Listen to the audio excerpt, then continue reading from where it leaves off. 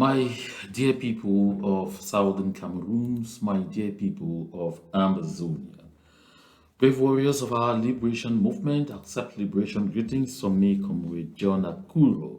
Today is Thursday, and this Thursday is the 17th day of the month of July 2025.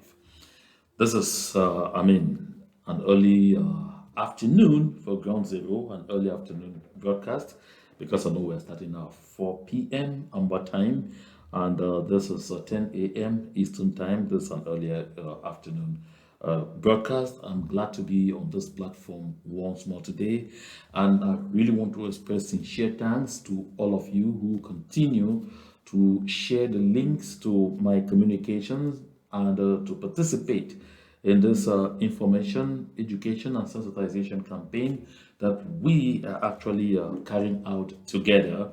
And I really also want to thank all of those who have been sending me a lot of words of encouragement. Thank you so much for your support. I've always said we need to encourage each other, we need to support each other, we need to strengthen each other, because don't forget, we can all easily, fall to what is called the burnout.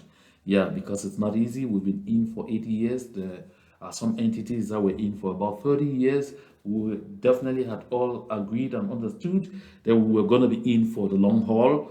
And so we have to encourage each other. Sometimes some people will be tired along the line and want to take some rest. That wouldn't be so bad, provided when they get, some degree of energy, they come back to the fold. This is how we're going to be doing it. We have to really work hard, because what we are involved in, I've said it repeatedly, is an existential fight. This is a battle for the very soul of our nation. And I really want to thank all of you who have been calling me using the phone number that I gave to, make your contributions to ensure that, you are contributing to push this liberation movement forward. And I want to say, for those of you who did not get my contact in my previous broadcast, and I said this is WhatsApp only, you can reach out to me using the phone number +1 240 883 6443, +1 240 883 6443. That is WhatsApp only. You can text me and you can call. Sometimes this number is not so monitored. If you call and I don't pick at once, please drop a text message or drop a voice note. Once I see that, I will respond to you immediately, and I will provide you guidance on how you want to contribute. That is in case you don't want to use you don't want to go through the Ambazonia Relief Fund that you see on your screen there, Amber Relief 2018 at gmail.com. You can either use Zelle or you can use PayPal. I'm delighted to find that there are also a lot of people calling from Ground Zero, texting from Ground Zero, wanting to know how they can contribute right there on Ground Zero to support this movement. In fact, the level of support is tremendous. The reaction is tremendous, and I really must say thank you to each and every one of you. And I really want to encourage everyone. Like I said in my previous broadcast, and even other broadcasts before that one, and I'm reiterating it today, this call to make sure you support this liberation movement is not just on this platform. Okay? It's not just on this platform. Whatever platform is collecting contributions and you are certain that they're actually directing it to assist our people on Ground Zero, please, and you feel comfortable contributing there, please, by all means, do that. The only thing I really do not want to happen to us is there should not be any inaction on the side of any one of us. We must do something.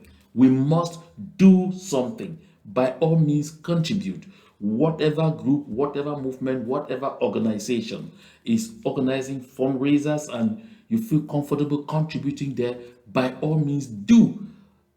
Don't stay without contributing. We need to move this liberation movement forward.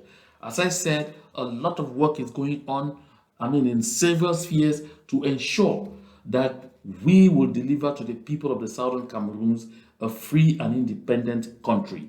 I said this before. It's not going to be easy. We had known from day one that it was not going to be easy because we're talking here about independence. We're talking here about freedom. And the opponents we have against us is a formidable opponent. I said opponents initially, but I'm narrowing down to one. That is a formidable opponent because I don't actually see La République du Cameroun as an opponent. The real opponent is France.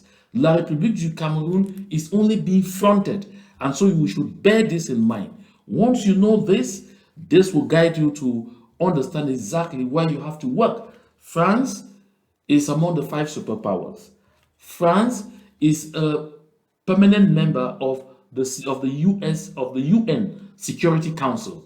France is a key actor in NATO. France is a key actor in the European Union, and the French France is that one country that has determined that the only way they survive is stealing resources from Africa, and France knows that the southern Cameroons is not part of La République du Cameroon's territory, but because they entered into an unholy, unacceptable, disgraceful arrangement with the United Kingdom of Great Britain and Northern Ireland, another superpower, another member of a permanent member of the UN Security Council, to auction us like they sell animals, they are determined that they will hold on to us by all means. The only way we win will be to be steadfast, to be determined, to be focused,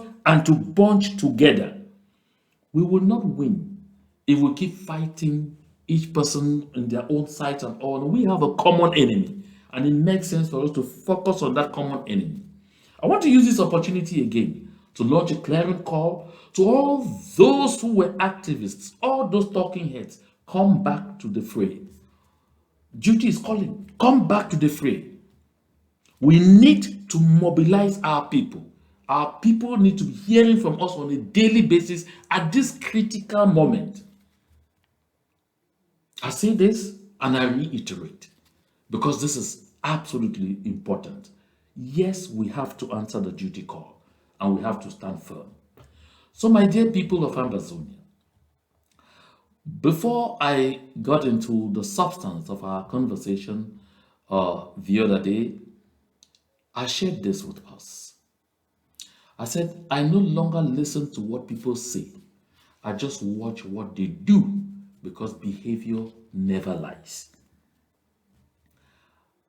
I no longer listen to what people say. I just watch what they do because behavior never lies. You bear with me because there are people who among us who shouted Ambazonia in the morning before they brushed their teeth, shouted Ambazonia just before noon, before they even took breakfast, shouted Ambazonia after midday before they took lunch, shouted Ambazonia in the evening before they took dinner, and even threatened to wear the blue and white to sleep with. But they were impostors. But they were planted agents. But they were people who had seen their opportunity in the blood of our people and were just coming in to see how to pretend, get right into the middle, and then tap illicit benefits, tap blood money, and suddenly forget about this liberation movement. We had seen them. That is why people's words don't matter to me. What matters to me right now are the actions of the people that I see before me. This will be the yardstick that we will use constantly to judge ourselves as we continue to barrel our way towards freedom. Because that freedom must come. Even if at the end of the day there are only 10 people left, but who are focused, who are determined, who are patriotic, and who really truly want this freedom, they will guide us to where we are headed. That's why I want to encourage you. Don't give up. Don't worry. Don't feel broken down because of the challenges that we have been facing.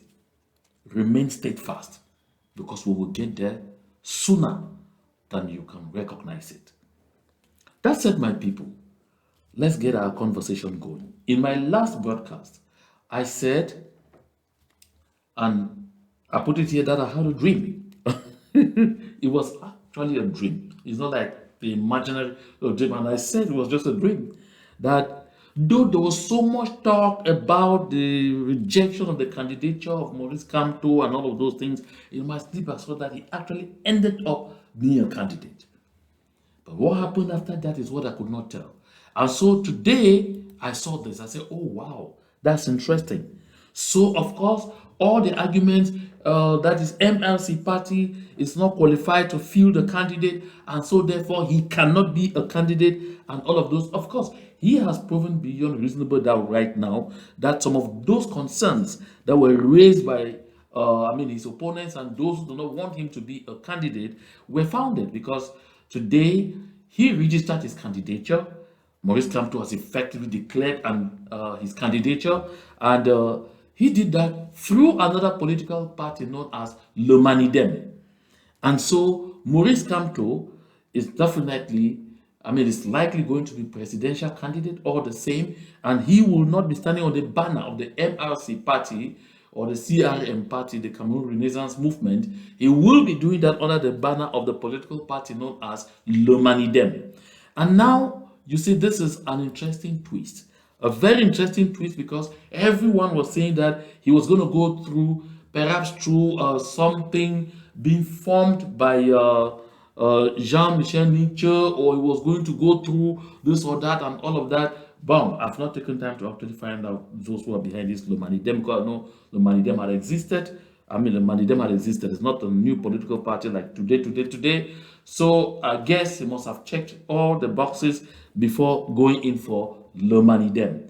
And now it will be left for at first instance Elekam and then the Constitutional Council to determine whether they want to maintain or reject his candidature. We're going to watch this very closely, because like I said, there is going to be a spark. Whatever will generate that spark, that is the discussion for tomorrow. That's what we don't know just yet. What is most important for the people of the Southern Cameroons right now is not just to wait for that spark, is to prepare for that spark, because that spark is inevitable. I bet you it is absolutely inevitable. And one of the key reasons it's inevitable is that the citizens of La République du Cameroon are now thoroughly being insulted, being mocked, being ridiculed all over the world, because people are brandishing this picture to them. These are the Sang-binadans that are in charge of a country where, according to the population structure, almost 70% of the population are younger people below the ages of 40. Younger people below the ages of 40. They make up almost 70% of the population. Yet, these are the Sang-binadans. Sang-binadans, you want to know? Those are angels of Satan. The Sang-binadans is an angel of Satan. These are the Sang-binadans that are in charge of the country. And they have been there since 1982. Look at it, that's Paul Biya, 92 years old, President of the Republic. Nyak Njifendi Marcel, 90 years old, President of the Senate. Kavai Yege Nombril, no, Yege Jibril, 85 years old. And what is he? He is the Speaker of the House. And then you have Laurent Esso, they call him Lorenzo, 83 years old, Minister of Justice, Keeper of the Seals. And then you find this gentleman, he is 84 years old. I think it's about whatever, I've forgotten the name. I just forgot the name right now as I'm looking at him. In fact, he is the president of the Constitutional Council, or the chairman of the Constitutional Council, 84 years old. Then you have the police chief of the country. That's the police chief, Jesus Christ of Nazareth. That's somebody who's supposed to be the most active, the most whatever, 93 years old. And just so you know, he's not only the police chief, he is equally Cameroon's ambassador to Spain. Still Cameroon's ambassador to Spain, unless some changes have been made recently. Otherwise, he's still Cameroon's ambassador to Spain. That is him there, that you see him there, in charge of the police. 93 years old. 93 years old. And then you have General Mecca. General Mecca. This one is 86 years old. That is the Army Chief of Staff. 86 years old. But the majority of those who are dying for La République du Cameroon in Amazonia, in the name of soldiers, in the Biya and all of those things, look at the median age, 20-something. Some even less than 20, 30-something. I mean, if someone has been really so old among them, will be 40-something. Otherwise, that is the median age of those who are there. So if you want to take the average, you'll be at about 30 of the young people who are dying for this Sang-binadans. And now the question I want to ask my people of the southern Cameroons: are this the kind of people that we want to keep hanging on to? That these people should be deciding our destiny. That these people should be deciding our future. That these people should be the ones managing the development of our country at a time when we had even the most powerful country in the world, the United States of America, governed by someone who was only 47 years old. About half the age of Paul Biya. What a shame. And you see this thing, it exists like this because this is being used across the world. When you say somewhere that you're a Cameroonian, people quickly refer. Muscle memory takes people straight to this picture. They look at you, and the first people do, they laugh, and they literally want to spit on your face because they can't fathom this. And so the people of La République du Cameroon are so aware of this to the point where a lot of them are swearing that this year will not be business as usual. Yeah, because they can't fathom it. They can't believe it. Look, the real crux of our discussion on this broadcast is right ahead. What I'm doing now is just passing by our noisy neighbor's yard. I'm bringing this. And so why all these idiots, these Sang-binadans, these bloodthirsty monsters are sitting there and sending young people to go and die?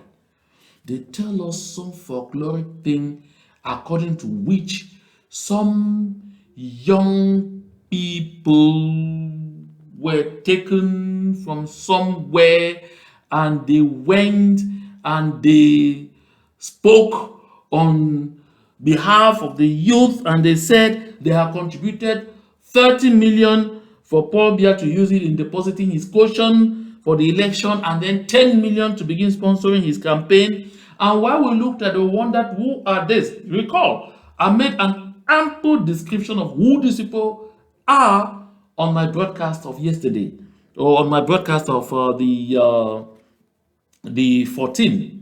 Yes, not the broadcast of yesterday, my broadcast of the 14th of July. And so, if you refer to that broadcast, you will see those people, you will see their faces, and you will hear who they are. And then, someone said, let's go to Ashu Nyenti. And you see the duo that are on the set. Where Ashu Nyenti said something that you see right ahead before, that probably was a blessing to the country. Benin Buma Ghana, whom we often call affectionately Bishop, came to and said, described Paul Biya to Jesus, compared Paul Biya to Jesus Christ. That he said, let there be light, and there was light. And said, Paul Biya said, let there be. Just watch them for fun. Talk to us about the youth you saw coming to the presidency to express this desire to see President Paul Biya stand as candidate. Well, I'm going to be honest with everybody. I looked at them, I was very concerned about their faces. I looked at their faces squarely, and I saw happiness, joy, serenity, determination that they were going to contribute their own quota, their own block to the entire edifice of Paul Biya's candidacy and presidency eventually. Now, they didn't only contribute, they said on the 13th of February 2025, when they were celebrating Paul Biya's birthday, that they were going to contribute 30 million francs. But today, they handed 40 million francs CFA to the Minister of State, Secretary General of the Presidency, Ferdinand Ngongo, who is the head of the strategic committee put in place to prepare President Paul Biya's candidature. 13 million francs to pay the president's deposit. It's not caution, people call it caution, no. It's deposit, and another 10 million francs advance to contribute towards the campaign effort of President Paul Biya. And I spoke with some of them. They were happy for doing that. And those who were involved singled out the youth of the Northwest and the Southwest. Because just like the Christians in Macedonia who gave in their time of poverty, those youth in the Northwest and Southwest regions gave a lot of effort even when they are poor, even when they are facing challenges, even when they are hungry at this particular point in time. That shows their candor, that shows the beauty of their heart and their determination to see their cause succeed. I will not allow you to talk much about that. Talk to us about the youth you saw coming to the presidency to express this desire to see President Paul Biya stand as candidate. Well, I'm going to be honest with everybody.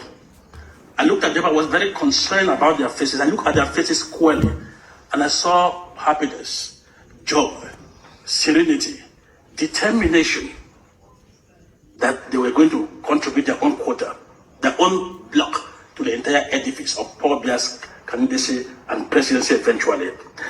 Now, they didn't only contribute, they said on the 13th of February 2025, when they were celebrating Paul Biya's birthday, that they were going to contribute 30 million francs. But today, they handed 40 million francs CFA to the Minister of State.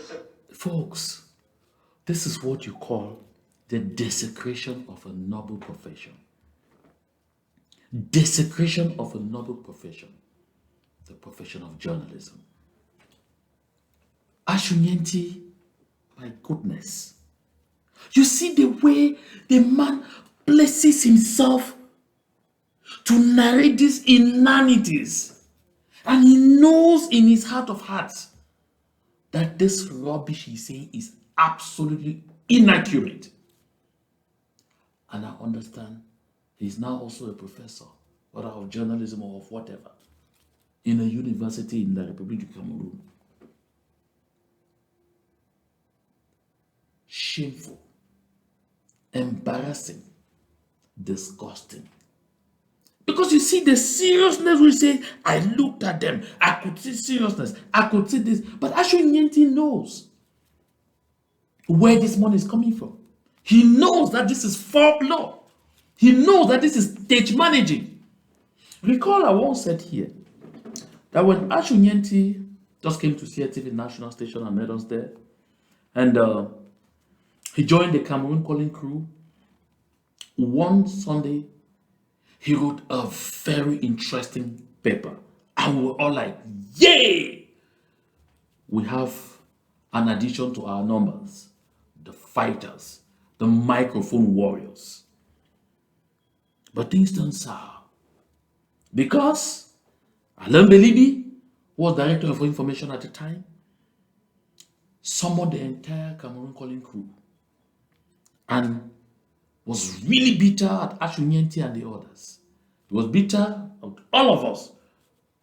But Ashunienti was particularly indexed that all of us were in trouble.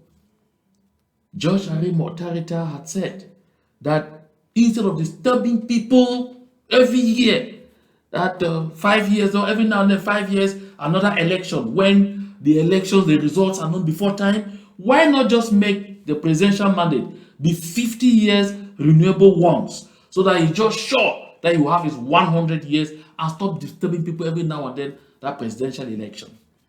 I recall a little committee started and they called George Harry to the radio house and asked him, we have listened to this article, we're afraid it could cause trouble. Do you want us to do some editing? He said, no, don't touch it. I meant what I said. And so, yeah, we said a lot of things. Of course, I won't talk about myself because those who used to watch us at the time know. So we were all called. I was called certified risk bearer. We were all called. And we had sworn that everybody would stand by whatever we did. So when we got there, and I didn't believe it, that was about 2 p.m. That was on a Sunday, because that same day they said we must report. About 2 p.m. that Sunday. Then we looked at us. Do you know what you have done? And they turned to Ashonyenti. Oh, we were beginning to have confidence in you. We were hoping to give you some elevation to get to the place and all whatnot. You know what you have done is sufficiently grave. You are an embarrassment, you are a disappointment, and all of those. While we're holding our ground, that is one for all for one. Because that's what we always did on Cameroon Calling. We suddenly heard Ashonyenti say, Mr. Director, tamper justice with mercy. I am a first-time offender. My goodness, it was a shock. And we started leaving the room one after the other. It was over. We went upbeat, fully blown up, ready to fight to the logical end, as we always did. But Ashonyenti deflated all of us. And from that day, he ceased to be a journalist. He became this griot, this product that you are seeing here. Of course, the one that ended up is a reporter at the presidency. I bet that's perhaps the dream of his life where he needed to be. That's why you get all these inanities. I wonder, Paul Biya will not be there tomorrow. Absolutely, he's not going to be there. Things are likely to change in one way or the other. Of course, the southern Cameroons will become fully independent. How do you stand and look at your people? Tomorrow, your children will look at this thing. That's why you heard some people grow up and decide to change their names, to deny their origins. Because just the fact that they call that name and they associate them to that person runs them down. This is the truth. We have a colleague at CITV who did that. They denied their father's name. He removed his father's name from his name because he said their father was horribly wicked. And they didn't want anyone to associate them to their father. But the acts that these people are doing, these members of the CPDM crime syndicate, I ask myself, are they thinking about posterity? Are they thinking? Incredible. But we will not be surprised. Because this is the same Ashonyenti who said this. President Paul Biya is a blessing to this country. Cameroonians, we are lucky. We are made because we have Paul Biya, the helm of the state CAF. This president is our greatest marksman. He is our principal goal scorer. He has always taken us out of very difficult situations. First, because of his immense wisdom. Second, because of his aura and international clout. Those who meet President Paul Biya for the first time are out and bow in reverence, in respect for his profound knowledge. President Paul Biya is a... Can you imagine that? They're taking them out of very difficult situations, except the situation in the southern Cameroons. Except the situation of the 2 cubes of sugar that have refused to melt. But Ashonyenti in the previous clip said something about he paid particular attention to some so-called youth who came to represent the what they call Northwest and Southwest, and it was like, oh my goodness, they were so dazed, they were so bad, the level of their sacrifice was up. These are the clowns. Thank you so much. Those are the clowns. Those who mobilize behind the state constitution. And we are very solid and firm behind the state. Thank you so much. I appreciate that. I'm sure a lot of people know that clown that is talking. That villager. I wonder if he even has his own to really eat, you know. These are nincompoops, just picked from somewhere to come and stand and say they're representing the youths of the southern Cameroons. For one simple reason. Because they needed to give that impression that the people of the southern Cameroons are solidly behind Paul. And hear him say, tell him we are solidly behind Paul Biya, a region that in the past elections, not up to 3% of the people participated in the elections. Not up to 3%. And the so-called 3% that even Elekam acknowledged, because Elekam said it was not up to 5% that participated, especially in 2018, those were civil servants of La République du Cameroun. There are soldiers stationed all over our territory, and members of the CPDM crime syndicates and their family members that were chartered from across the Republic to Cameroon and brought into our territory. Then clowns like these ones come and sit and they are pouring rubbish out of their mouth. I'm sure that will be very sensitive. Thank you so much. Just look at the Ngaputs. But you are strong and firm. Not easy. Thank you so much. The result is fantastic. Thank you. We appreciate. I absolutely want us to take note of these people. Look at them very keenly. Take note of them. Because their faces and their names have to appear in the Southern Cameroon's aka Ambazonia Hall of Shame when the time comes. Because we'll not only have a Hall of Fame, we'll have a Hall of Shame.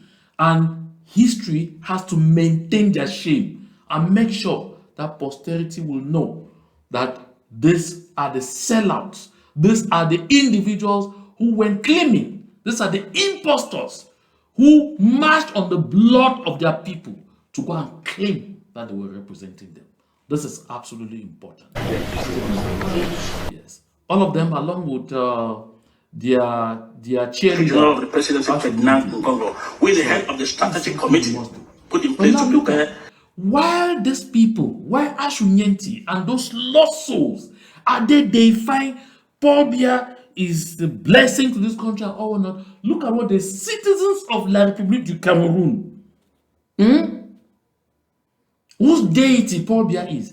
I showed you this before. Look at this is how they see him now. Camerounaises, Camerounais, mes chers compatriotes, il y a quelques années, j'avais indiqué que le septennat en cours devait être décisif. No one could depict it much better than what you are seeing on my screen. My dear people of Ambasoli, my dear people of the Southern Cameroons, this should really revolutionize your mind. This should shock you. This should tell you the people of the Republic of Cameroon are presenting to us a message. We are a very privileged people. We are very smart and intelligent people. We are a self-reliant lot. We are people with integrity. We know, we have an idea who we are. We have all what it takes to transform our country into a land of milk and honey. We have all what it takes to make our country an El Dorado and make not only the people of La République du Cameroon, but other people from other African countries to seek to come to what will become at that time the jewel of Africa. All what we need to do is get up from slumber. All what we need to do is come back from the deep sleep that some of us have fallen into. All what we need to do is do something. Do something. Do something. Stop the inertia. We must continue to stay mobilized. Folks, listen to me. Whatever chapel you are militating under within the Southern Cameroon Liberation Movement, be active. Whether you belong to whatever group, movement, or organization, be active. I mean, be active. One way or the other, be active. Make sure that you will not be counted among those who are dragging feet or want to draw us back. The disgust, the disgrace is too much. We have to make sure we jump out from this evil ship before it sinks completely. Let's take a quick break and then we'll come to the real substance of today's conversation.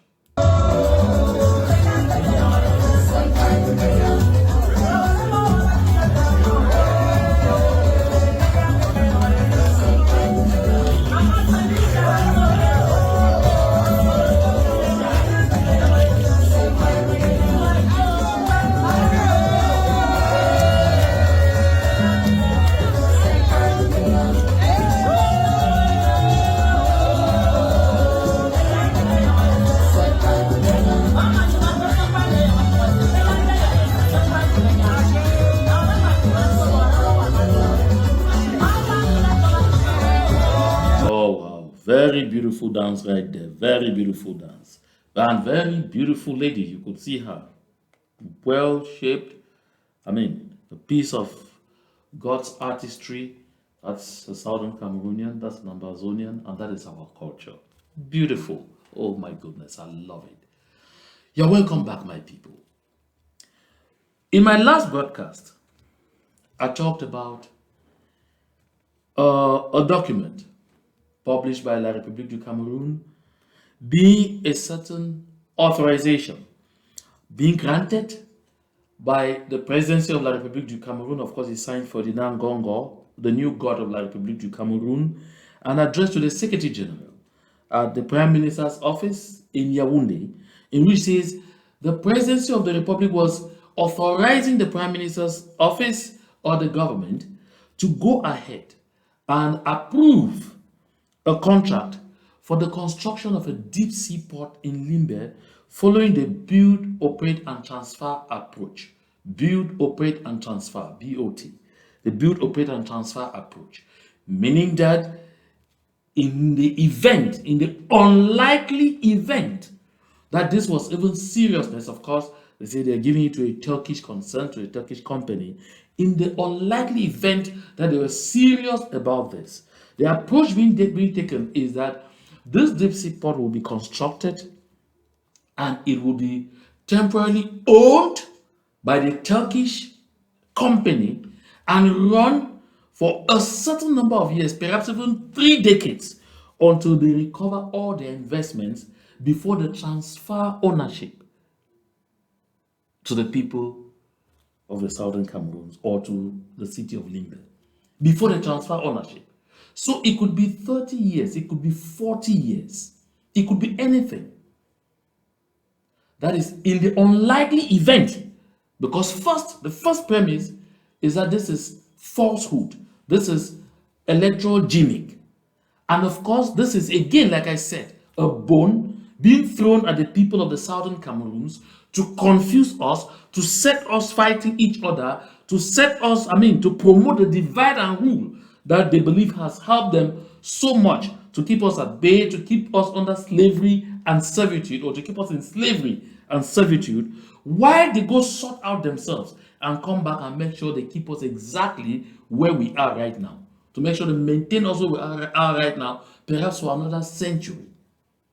So like I said, say in the unlikely event that this was even serious, it is not something that will be immediately owned. It is build, operate, and transfer. That's why they say public-private partnership. Which is something that, if there was good faith, should have been done many years before now. Do you know how many times that government of Cameroon has already announced plans to construct the Limbe deep sea port? Several times. Each time when there is heat, they come up with such talks. Each time there is heat, they come up with such talks. Because they have given a lot of empty talks in the past in terms of promises, this time they deliberately pretended as if they've already got a company, they signed this, so they say, oh, right now it's really serious, something serious is going to happen, and then we start, and then some people start celebrating, and then some people start saying, no, you see, the other people, they want to come, and but it is a mirage. Pepper, it is a mirage, and you and I know it.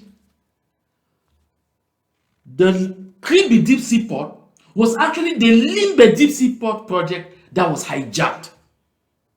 And in order to successfully hijack it, they had to stop them from carrying out the first real act that would have made the construction of the Limbe deep sea port de facto.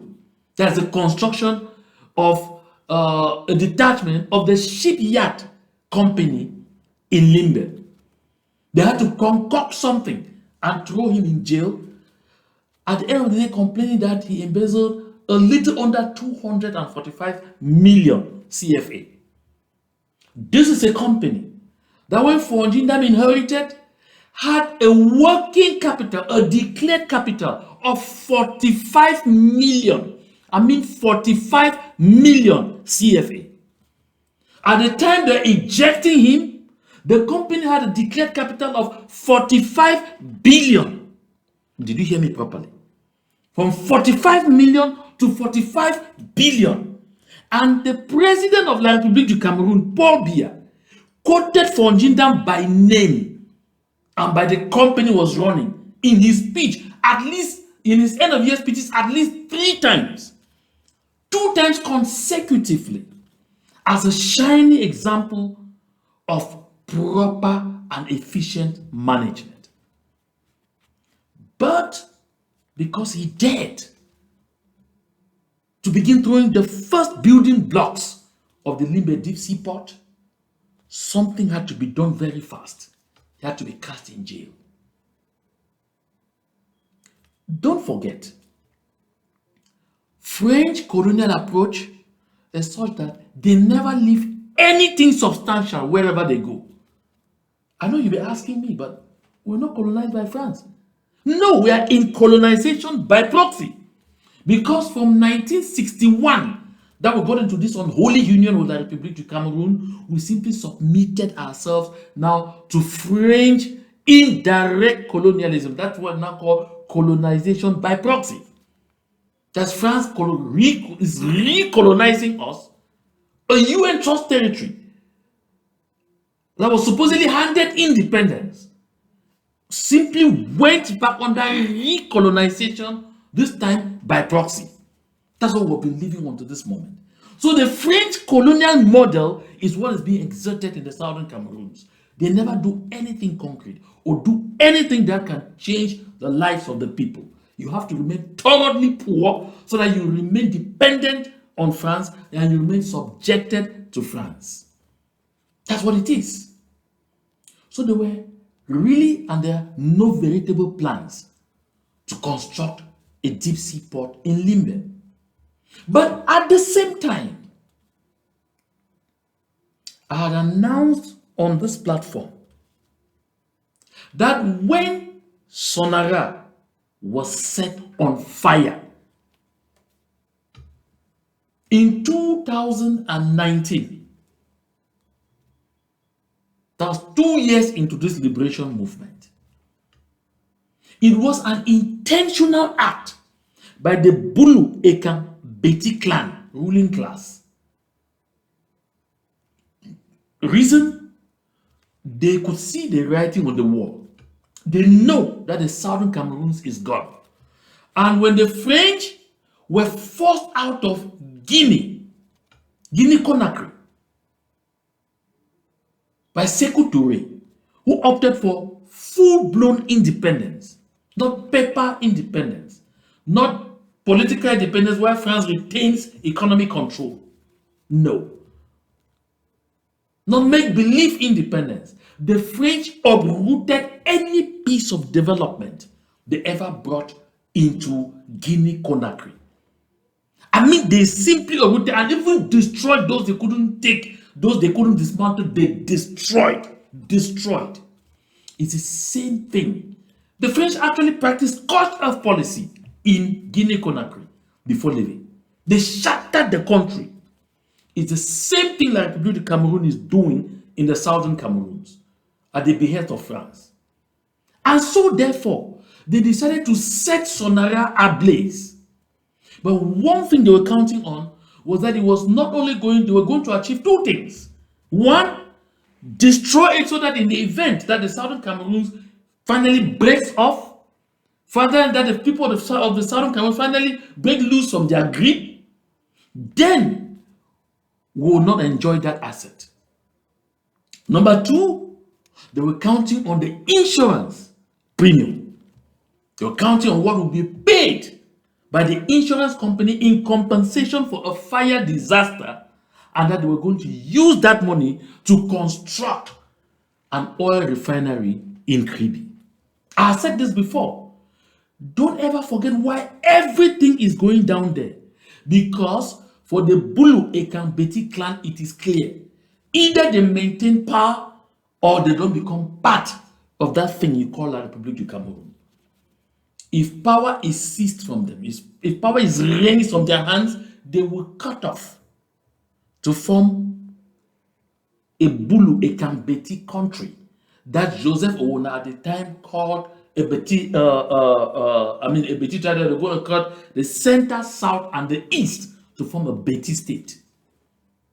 Joseph Ouna said it. And if you notice it, right from the time prior to 2017, when Biya won that thing called the Septennat de Grandes Ambitions, all the projects, because first of all, there was Grand Ambition prior to 2011. In 2011, it was Grand Realisation. All the structural projects were directed to the southern grid, center, southeast, all. All. They had several electricity dam schedule. They were three major ones: Lombanga in the east, Memvele in the south, Making in the center. Oh yes, I say all in the southern grid. Lombanga, Memvele, Making, all in the southern grid. And then the deep sea port, of course, in Kribi. And then the Mbalam iron ore project and all of those things are all not in the east. Every project that they had in Maikami was in the center, southeast. So they already constructed a seaport in Kribi. The next thing they needed would be an oil refinery, so that they will extend the pipeline that already leaves Victoria to Douala by sea. They'll extend it to Kribi. So they will drill oil in the southern Cameroons, transfer it by pipeline, refine it in Kribi. So when I said this at the time, people say, but they were unfortunate that when they set Sonara ablaze, it turned out that they failed to verify that effectively the company was up to date with the payment of its insurance premium with the insurer. Unfortunately, after setting Sonara ablaze, they only turned around and found out that the company had defaulted on the payment of its insurance premiums. And so they could not get the expected tens of or hundreds of billions that they were hoping to get from the insurance to now use the money and construct a refinery in Kribi. And so that is why you see that the reconstruction of all the infrastructure burned and destroyed in Sonara has not happened until today. It hasn't happened. That hasn't happened. It has not disturbed anybody. Yet, they are now going to construct an oil refinery in Kribi. Yes, you heard me well. They are now going to construct an oil refinery in Kribi. As you can see on your screen there, that is a document announcing that this Thursday, because I'm talking this Thursday like this Thursday, today, they are going to be laying the foundation stone for the construction of an oil refinery in Kribi. But this is not through the build, operate, and transfer approach. No, this is with government resources. So it will be owned immediately. That's what you can see there. Il se pose de la première pierre des projets de construction de la raffinerie moderne intégrée et du dépôt stratégique de stockage de produits pétroliers à Kribi. So if you hear it very well, folks, if you hear it very well, it is not just the oil refinery that they are going to construct. They are constructing an oil refinery, and at the same time, they are constructing an oil storage facility. You know the company they call SCDP, Société Camerounaise de Dépôt Pétrolier. That's a company that stocks. You know, SCDP, you have one of their establishments at Dakar in Yaoundé, or Sam Fulan, or Fulan in Yaoundé, and the other one is in Douala. Of course, they have a detachment in Bafoussam and another one in Garoua. This is where they store the oil that is currently being refined in the southern Cameroon, drilled in the southern Cameroons, but there is no storage facility anywhere in the southern Cameroons. It's drilled there and transported by pipeline, and it becomes cheaper in Douala than it is in Limbe. But today, in Kribi, they are constructing at the same time an oil refinery and a storage company. They don't want to depend on SCDP because the headquarters of SCDP is in Douala. And so therefore, they are operating here within the framework of a likely Betis state. They are putting everything that will make them autonomous. Listen well. This mandate they are seeking at all costs for Paul Biya, and they know that Paul Biya doesn't have the capacity to run the country again, is because they want to buy themselves time to complete these projects before they do what they want to do. While they are there building, preparing for the future, putting all energy together, planning, constructing major projects to make their future Betis state a complete country with all the facilities that they require to run. Some nincompoops, empty heads, moving around and calling themselves elite of the southern Cameroons, are they busy playing fiddle role accompanying them?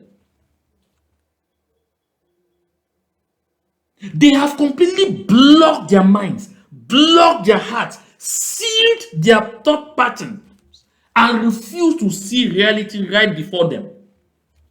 The Bulu-Ekang-Betis people are preparing for secession. Yet, they are sending their soldiers to rape our daughters, rape our mothers, rape our wives, loot our land, kill our people, burn our village settlements on claims that we are seceding. Yet they are actively, before everyone's eyes, preparing their country, preparing for secession. We have idiots moving around calling themselves, I am Professor this, I am Doctor this, I am this, that, and all of those things. They don't have eyes to see this. Or they have eyes and they see it, and they are refusing to recognize it. They want to end up like the proverbial fly that refuses to listen to advice and follows the corpse into the grave. My dear people of Ambazonia, my dear people of the southern Cameroons, when shall we wake up from this long slumber? I said, look at this. These are two giant projects. It's not one. Two giant projects. They are laying the foundation stone for two giant projects. A petroleum storage company and an oil refinery. They say ultra-modern oil refinery. Ultra-modern. Meanwhile, they have set the one in Limbe ablaze. Mbelamoki Charles is there moving around shouting Garinga Ringa. Mbelamoki Charles is there moving around talking about the people we hate, the people we don't like. Peter Mafani Musonge is there doing tribalism. Fotabe Tando is there talking those Grafi people. Why they are robbing us before our very eyes and instrumentalizing us to fight each other and using parrots like this one to spew this kind of shit. President Paul Biya's candidature.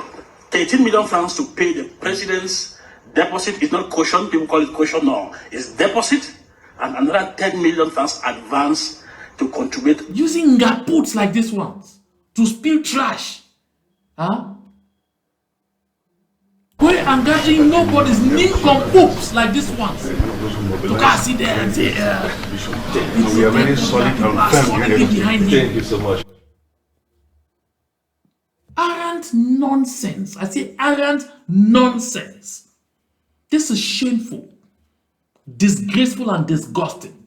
My dear people of Ambazonia, this is the final death of Sonara that is being announced.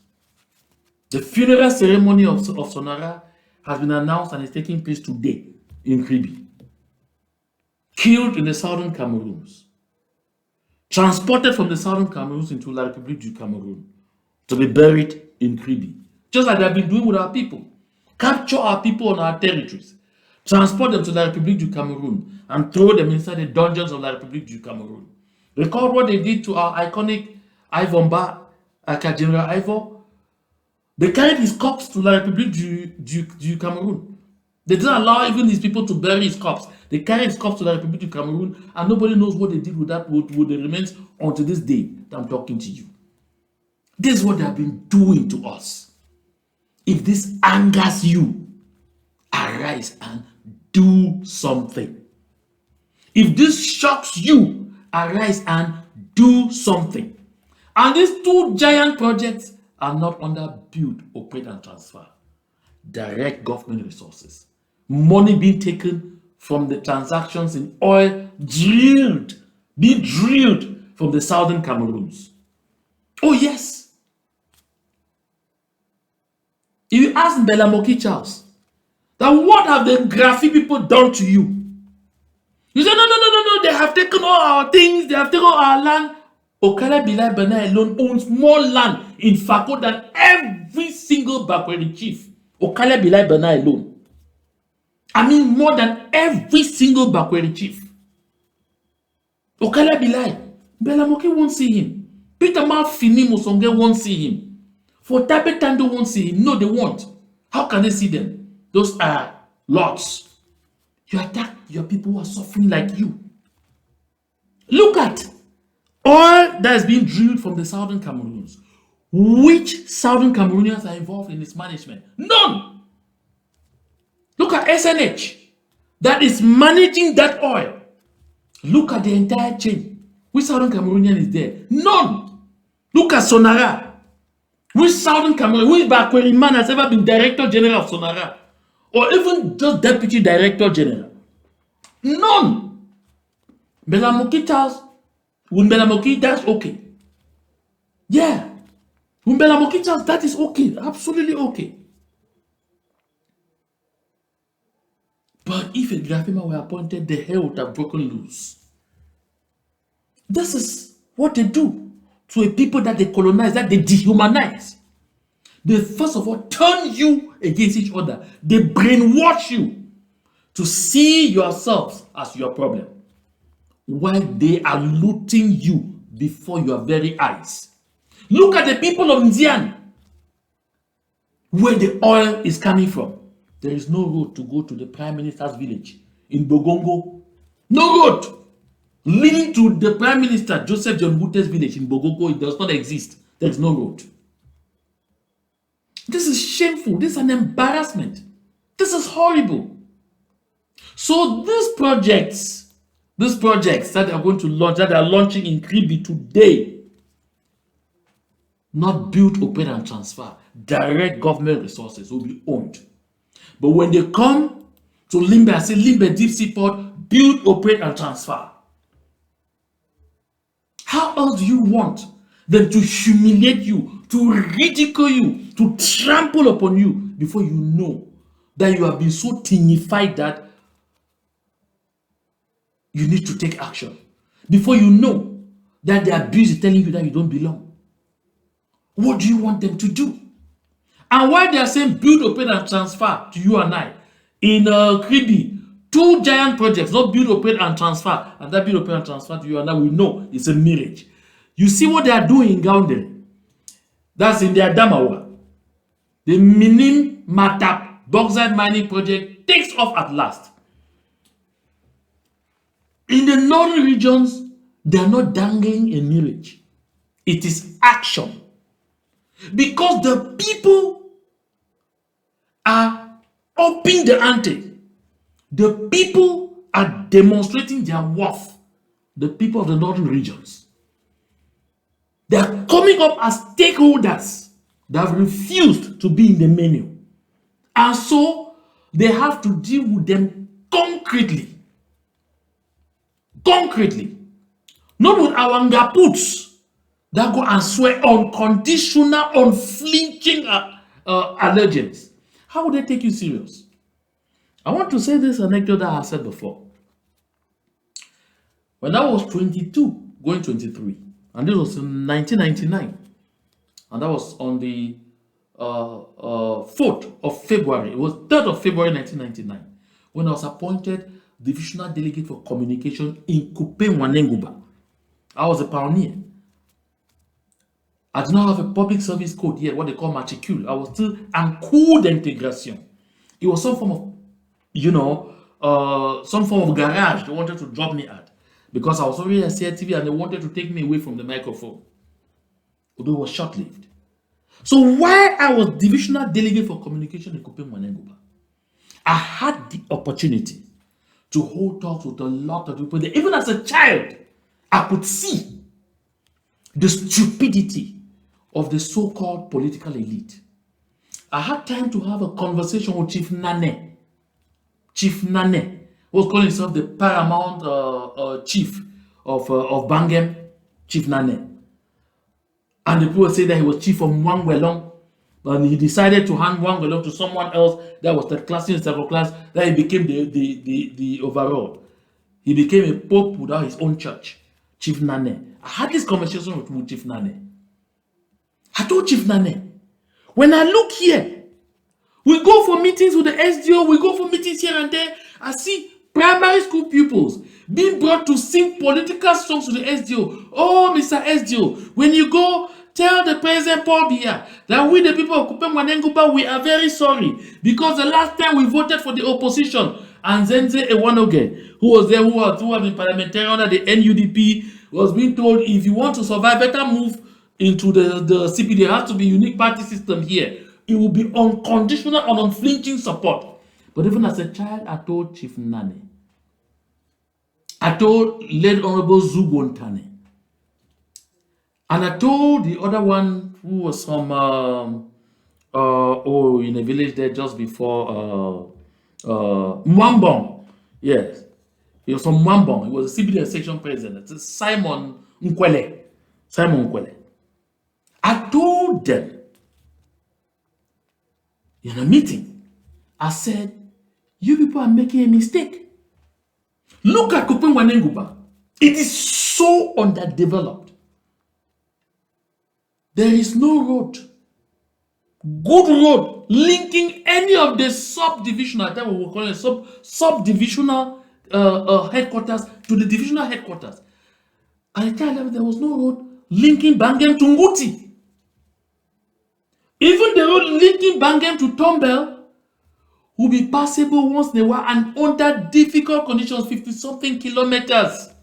And so, for the divisional officer for Tombel to come see the senior divisional officer in Bangem, he has to leave Tombel, go through Lum in the Mungo division of La République du Cameroon, pass through Kongsamba, pass through Melon, and then embrace another very funny 33 kilometers road, which will be better because a lot of it is in the Mungo division to get to Bangem. For the Dio of Nguti to visit his administrative unit, Nguti, local government area, he will have to leave Nguti, pass through Meme, leave Meme, and come pass through Tombel, get through La République du Cameroon in Mongo, then pass through Lum, go pass through Kongsamba, pass through Melon, and pass through Sancho, which is a part of the west region, in order to get to the hinterlands of the Mbo area, to go to Mbeta, to go to Njungo. And then if he has to go to Elumba, it's trekking, because I did that trekking. Over 2 hours to get to Elumba. Yet these are places that are voting 100% CPDM. And I asked them, where is the development? I said, you people sit here and you're accusing the Bamenda people, all development is going there. I said, because they are recalcitrant.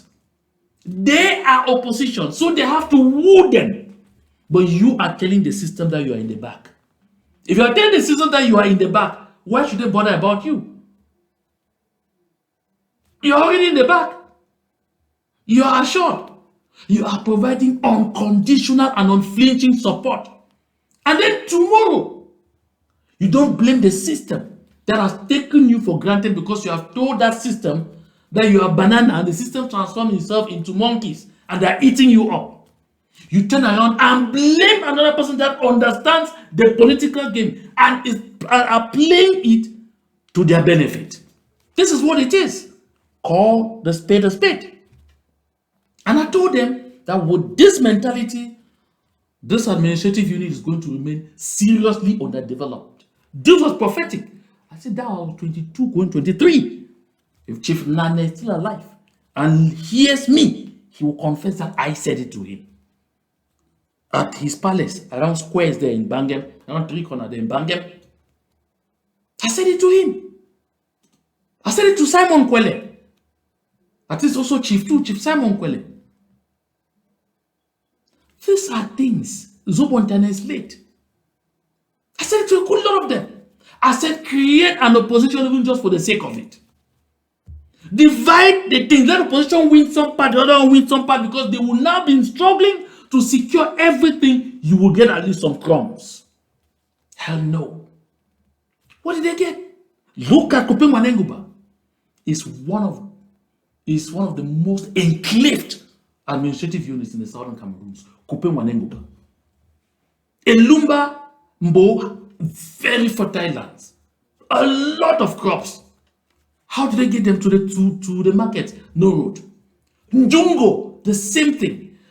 7 kilometers from where you have how do they call that place? When you get to the junction between Sancho and Mbeta, before you start climbing the hills to go to Njungo, that distance is about 7 kilometers only.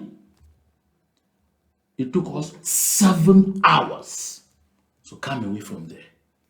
When Mr. Nutsa Joseph, who became governor in the Adamawa, he was the SDU then in Kupe Manenguba. 7 hours. Now talk about Ndian, because I know Ndian very well. I was a consultant for Bamboo Plantations. I know Ndian very well. No roads too, nothing. I mean, Bogongo is the village of Chief Joseph John Gute. No road for John Gute to get to Bogongo as we speak. Nothing. There is a beautiful island village in Meme. They call it Koto Barombi. That's a place where if the roads were just tarred right up to that place, that entire village will be so developed you can't imagine money that will be pouring there because of tourist visits. They call it Koto Barombi, the island village. My brothers and sisters, just to leave from the road that is going to Mbonge, to branch in there, the few kilometers to get into Koto, mainland before getting into the canoe to get into the island is a talk of war. I spent time on that island, in that island village, Koto Barombi. Folks, when I speak and I tell you I know the southern Cameroon's territory to my fingertips because I have been everywhere. I was not just a journalist. I was somebody who was very productive. I shot documentaries in a good lot of those villages. I visited all those hinterlands. So I know what I'm talking about. We have potential. We have all it takes to be a very developed country. All we need is the will to defend, fight like hell, and take back what truly belongs to us. The onus is on us to do it. No one else will do it for us. So look at elsewhere, they give them substance. To us, they dangle before us a mirage. Oh yes. Yeah. They throw an empty bone at us. An empty bone. It is shameful. We have to get up from this slumber. We absolutely have to get up from this slumber, my dear people of Ambassade. It's painful. It's shameful. Joseph John Gute is sitting there, calling himself Prime Minister. I will address the Joseph John Gute case on Saturday. On Saturday, I'll have a very special broadcast here where we will really have frank talk. Get up from sleep. We can't continue to sleep when there is work. We can't continue to sleep when there is opportunity. We can't continue to sleep when our people on ground zero are showing daredevil determination to fight all the way to the end. You are lucky, like me too, to be in the diaspora. We should be working overtime, working many jobs to see that we contribute to free our homeland. If you were angered, you were disgusted, you were frustrated, you are disturbed that some people ate your money, please, you can't keep crying all the time. We must find a way forward. Get up from sleep. I shared my contact earlier on this broadcast, and I said, if you want to contribute, you don't want to use the channels that we are sharing to contribute, you don't want to go through the Ambazonia Relief Fund, you don't want to contribute through any other thing, you want to have a private channel through which you will make your secure contributions. Fine, I understand that. Reach out to me. Use the phone number +1 240 883 6443. +1 240 883 6443. WhatsApp only. You can text. If you call and you don't get me, because like I said, this sometimes it's not very monitored, leave a message, a text, or leave a voice note. When I get to it, I will contact you. And then we will be able to talk, and we will see how to put our heads together to ensure that we guarantee the freedom of our country. There's much more to talk about. Like I said, I will be coming here almost daily because we need to get to the crux of this matter. My people, don't forget what I said the other day. That listen, in a race between a lion and a deer, many times the deer wins because the lion runs for food and the deer runs for life. We know the lion is stronger. The lion should even be swifter than the deer. But many times the deer wins the race because the deer is running for dear life while the lion is running for food. I say, remember, purpose is more important than need.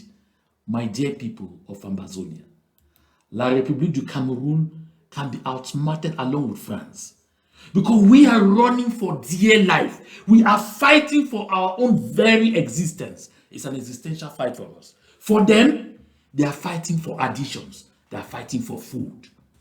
They are fighting for food. Just a little more determination, and we will get to where we want to go. Trust me on this, folks. Thank you very much for spending time with me here. I'll encourage you to share the link. Share the link to all your contacts. Share even to those who say they don't want to watch me. Tell them to watch just this one time, and tell them to not bother about me or whatever they think about me, but bother about the message that I bring. This is very important. We must stay mobilized. Thank you so much for your very kind attention. To God be the glory.